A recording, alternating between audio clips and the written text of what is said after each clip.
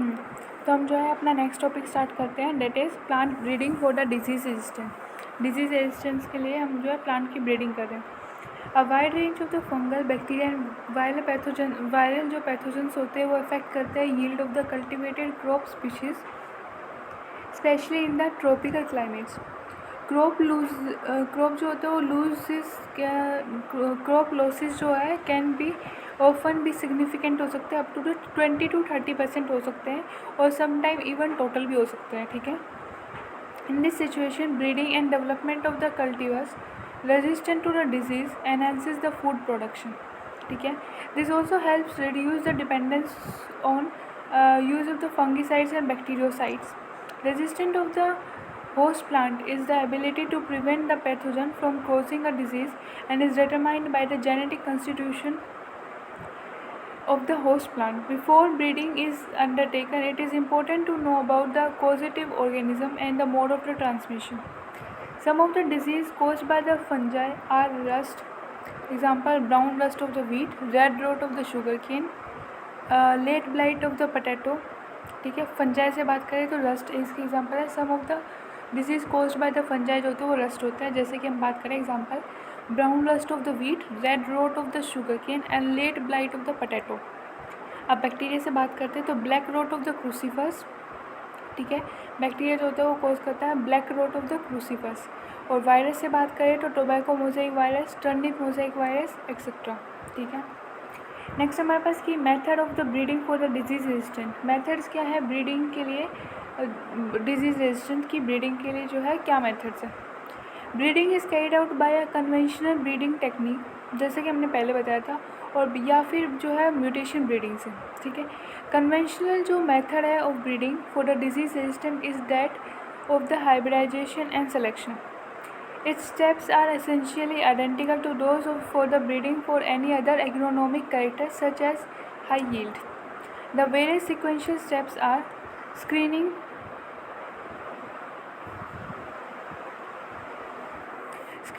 germplasm for the resistant sources. germplasm को जो है स्क्रीनिंग करना for the resistant sources, hybridization of the selected parents, selection and evolution of the hybrid, and testing and release of the new varieties. some crop varieties जो है वो breed की गई है by hybridization and selection for disease resistant to the fungi, bacteria and viral disease are released. ठीक है, ये table में दे रखी है। तो 9.1 टेबल की हम बात करते हैं। सबसे पहले क्रॉप की बात करते हैं। क्रॉप है हमारी वीट, वैरायटी है हमारी हिमगिरी, और डिजीज रेजिस्टेंट टू डिजीज़ की बात करें तो leaf and stripe rust and hill bunt. Leaf and stripe rust hill bunt. ठीक है, हमारी क्रॉप है वीट, वैरायटी है हिमगिरी, और डिजीज रेजिस्टेंट है leaf and stripe rust hill bunt. ठीक है, नेक्स्ट हमारी क्रॉप है ब्रासिका, वैरायटी है पूषा स्वर्णिम, जिसको करण राई भी बोला जाता है। रेजिस्टेंट टू डिजीज़ की बात करें तो वाइट रस्ट से जो है वो रेजिस्टेंस प्रोवाइड करती है। नेक्स्ट हम बात करें कॉलीफ्लावर की, तो पूषा सुब्रा और पूषा स्नोबॉल K1 वैरायटीज़ है कॉलीफ्लावर की। कॉलीफ्लावर की वैरायटीज़ की बात करें तो पूषा सुब्रा, पूषा स्नोबॉल K1। डिजीज़ की बात करें तो black wrote and curl blight black rot. Cauliflower की हम बात करें, क्रॉप है हमारी कॉलीफ्लावर, वैरायटीज़ की बात करें तो हमारे पास है Pusa Shubhra and Pusa snowball K1। ठीक है, डिजीज़ रेजिस्टेंट डिजीज़ की बात करें तो black wrote and curl blight black rot. ठीक है, नेक्स्ट अगर हम बात करें क्रॉप की तो वो है काउ पी, वैरायटी है पूषा कोमल। हमारे पास रेजिस्टेंट टू डिजीज़ की बात करें तो बैक्टीरियल ब्लाइट है। ठीक है, resistant to disease. Next crop की बात करें तो हम जो है और कापी वाले को कैसे याद रखना है कि हमारी कोमल थी, गाय ना कोमल नाम की गाय थी जो कि बावली हो गई, यानी कि काव गाय, यानी कि गाय कोमल, यानी कि हमारे पास एक गाय थी यानी क्रॉप यानी कि काउपी, और कोमल यानी कि पूषा कोमल उसका वैरायटी है, और बावली यानी कि बैक्टीरिया ब्लाइट हो गया। ठीक है, नेक्स्ट है चिली क्रॉप है, उसकी वैरायटी है पूषा सदाबहार। ठीक है, और हमारे रेजिस्टेंट टू डिजीज़ की बात करें तो वो chilli mosaic virus, tobacco mosaic virus और लीफ कर्ल। ठीक है, तो सदाबहार जो है किसका था, साहिल का था सदाबहार, ठीक है। वो हमेशा यानी हमेशा जो है चला हुआ चिल्लाकर ऐसे बात करता था, मतलब कि कड़वा बात करता था मुझसे, ठीक है। तो चिली यानी कि क्रॉप हमारी, पुष्पा सदाबहार यानी कि वो वैरायटी है। और रेजिस्टेंट टू डिजीज़ की बात करें तो chilli mosaic virus, tobacco mosaic virus and leaf का, ठीक है। यहाँ तक हो गया। नेक्स्ट हम बात करते हैं जो कन्वेंशनल ब्रीडिंग है वो ओपन कंस्ट्रेंट की जाती है by the availability of the limited number of disease resistant gene. और कन्वेंशनल जो ब्रीडिंग है इज़ ओपन कंस्ट्रेंट की जाती है by availability of the limited number of the disease resistant gene that are present and identified in various crop varieties or the wild relatives, inducing mutation in plants through diverse means, and then screening the plant material for the disease for the resistance sometimes leads to the desirable genes being identified. Plants having these desirable characters can then be either multiplied directly or can be used in the breeding. Some breeding methods that are used are selection amongst somoclonal variants and genetic engineering, ठीक है। Other breeding जो method that are used are selection amongst somoclonal variants and genetic engineering, ठीक है। Next हम बात करते हैं mutation की। तो mutation is a process by which genetic variations are created through changes in the base sequences within the gene, resulting in the creation of the new characters or traits are not found in the parental type. It is possible to induce mutation artificially through the use of the chemicals or radiations like gamma radiations and selecting and using the plant that have the desirable characters as a source in breeding. This process is called mutation breeding, इसको बोलते हैं हम mutation breeding, ठीक है। In mung beans the resistant to yellow mosaic virus and powdery mildew were induced by mutation. किसे induce किया गया था, म्यूटेशन से। किस में, मूंग बीन्स में। किस लिए, resistant to yellow mosaic virus और पाउडरी मिल्ड्यू के लिए, ठीक है।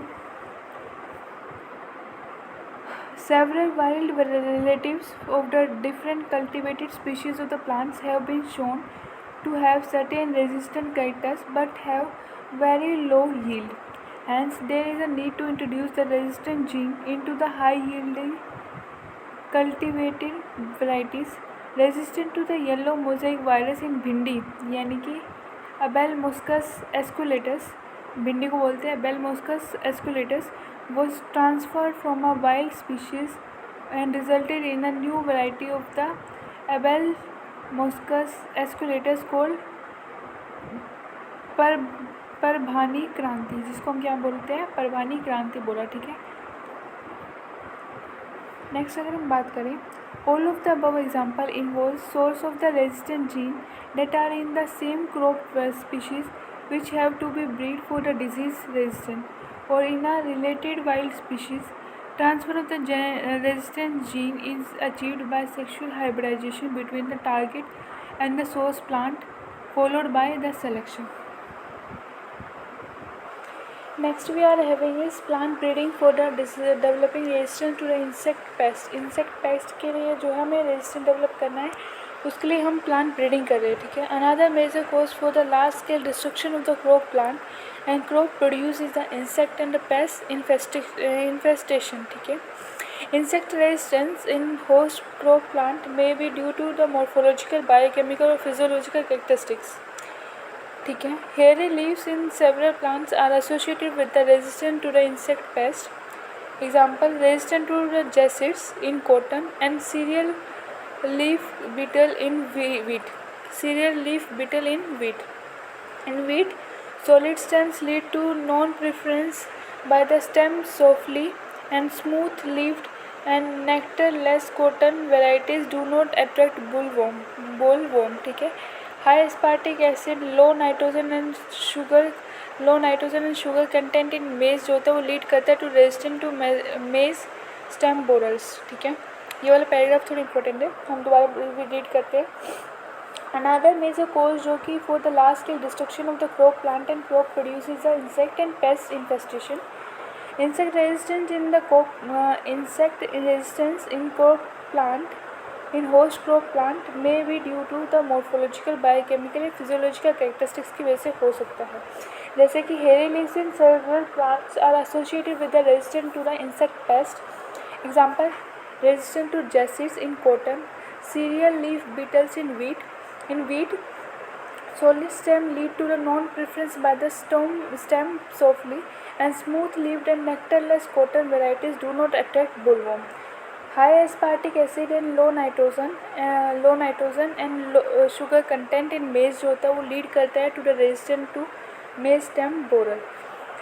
Breeding method for insect pest resistance involve the same steps as those for any other agronomic traits such as yield or quality and are as discussed earlier.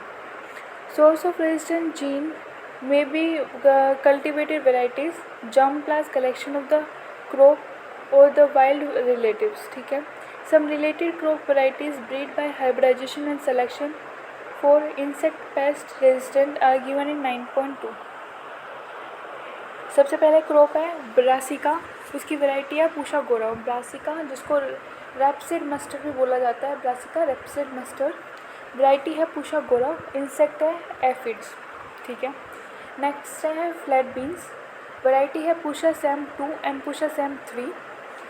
Insect pest है jassids, aphids and fruit borers. और next है हमारा ओकरा यानी भिंडी, variety है पूषा स्वामिनी, variety है नेक्स्ट है पूषा A4. ठीक है. इंसेक्ट पेस्ट की बात करें तो शूट एंड फ्रूट बोरर्स. ठीक है. एक बार दोबारा स्टार्ट करते हैं. क्रॉप हमारे पास ब्रासिका जिसको रेपसीड मस्टर्ड भी बोला जाता है, हमारे पास वैरायटी है पूषा गोरा. और इंसेक्ट पेस्ट है हमारे पास एफिड्स. नेक्स्ट है हमारे पास फ्लैट बीन. ठीक है. वैरायटी है Pusa Sem 2 and Pusa Sem 3. Insect pest की बात करें तो jassids, aphids and fruit borers. Next crop है ओकरा यानी भिंडी, वैरायटी है पूषा स्वामिनी, पूषा A4. पेस्ट की बात करें तो शूट एंड स्टेम बोरर. ठीक है. नेक्स्ट हम बात करते हैं plant breeding for improved food quality. Food quality को इम्प्रूव करने के लिए हम ब्रीडिंग करवा रहे हैं प्लांट की. More than 840 million people in the world do not have adequate food to meet their daily food and nutritional requirements. A far greater number, 3 billion people suffer from micronutrient, protein, and vitamin deficiency or hidden hunger because they cannot afford to buy enough fruits, vegetables, legumes, fishes, and meats. Diets lacking essential micronutrients, particularly iron, vitamin A, iodine, and zinc, increase the risk for the disease, reduce lifespan, and reduce mental abilities. ठीक है.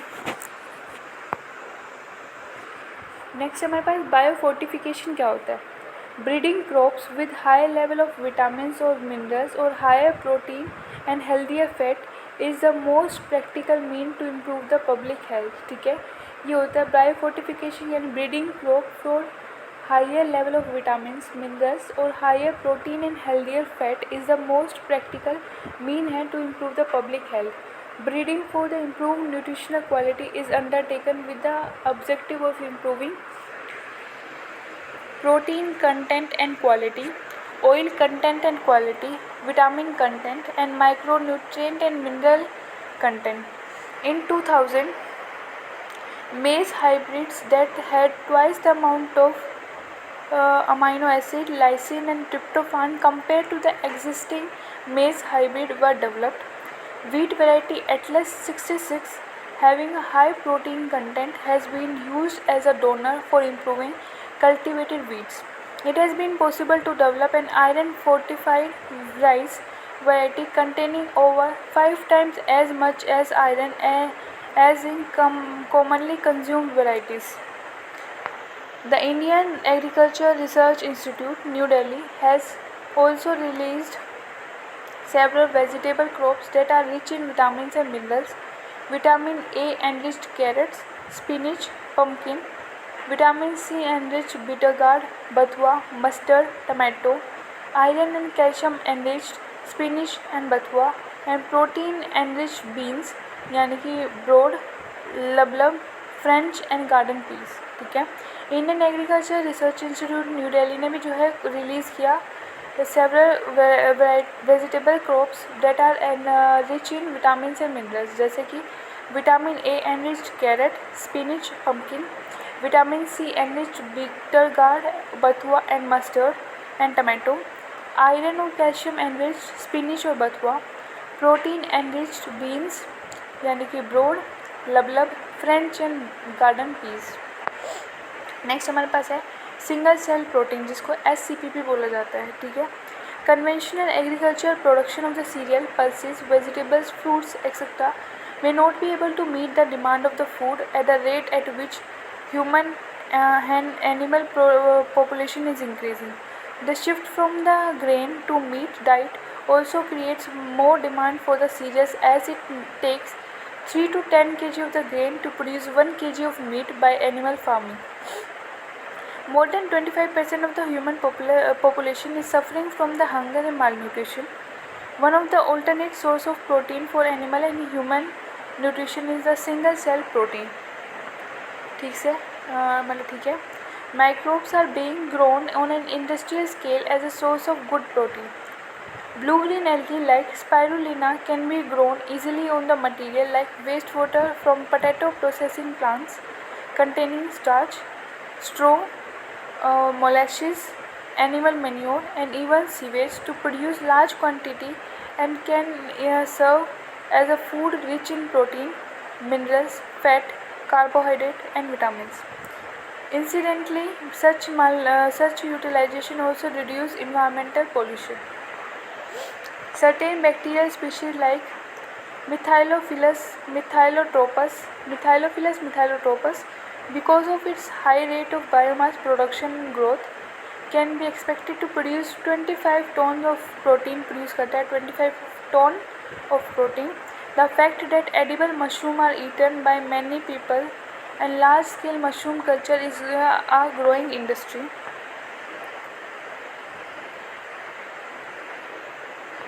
Make it believe that microscopic fungi too would become acceptable as food. ठीक है, next हमारे पास है tissue culture.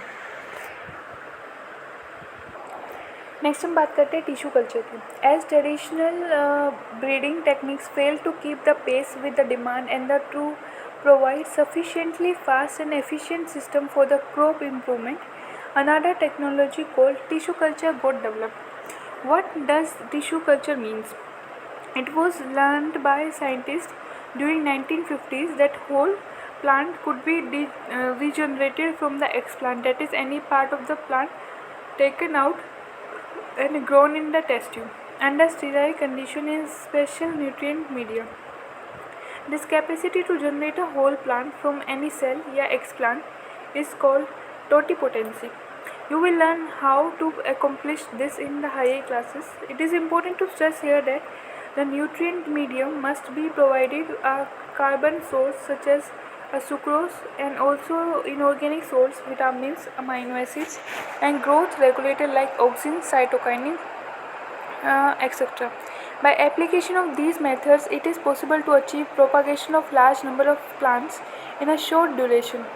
This method of producing thousands of plants through tissue culture is called micropropagation. इसको बोलते हैं micropropagation. ठीक है, each of these plants will be genetically identical to the original plant from which they were grown, that is they are soma clones. Many important food plants like tomato, banana, apple, etc. have been produced on a commercial scale using this method. Try to visit a tissue culture laboratory with your teacher for better understanding and appreciate the process. Another important application of the method is the recovery of the healthy plants from the diseased plants. Even if the plant is infected with a virus, the meristem यानी कि apical या axillary is free of the virus. Hence, one can remove the meristem and grow it in vitro to obtain the virus-free plants. Scientists have succeeded in culturing meristem of the banana, sugarcane, potato, etc.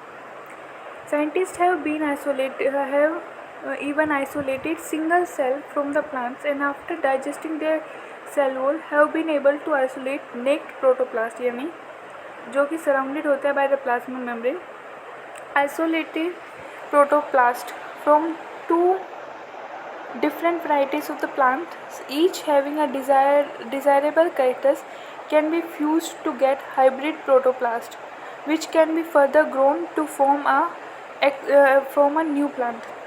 These hybrids are called somatic hybrids. इनको बोलते हैं हम somatic hybrids, while the process is called somatic hybridization. Imagine a situation when the protoplast of tomato is fused with that of the potato, and they are grown to form a new hybrid plant combining tomato and potato characteristics. Well, this has been achieved, resulting in the formation of pomato. Unfortunately, this plant did not have all the desired combination of characteristics for its commercial utilization.